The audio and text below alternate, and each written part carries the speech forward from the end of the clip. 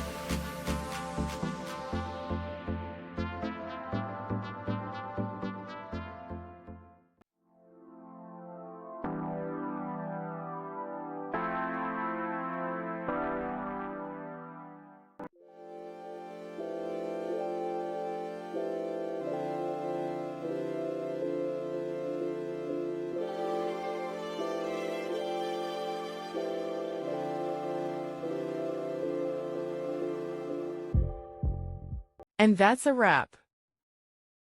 I hope you found the answer you were looking for. If you did, take a second to hit that subscribe button. It really helps out. And let me know in the comments which solution worked best for you. See you next time in the debug zone.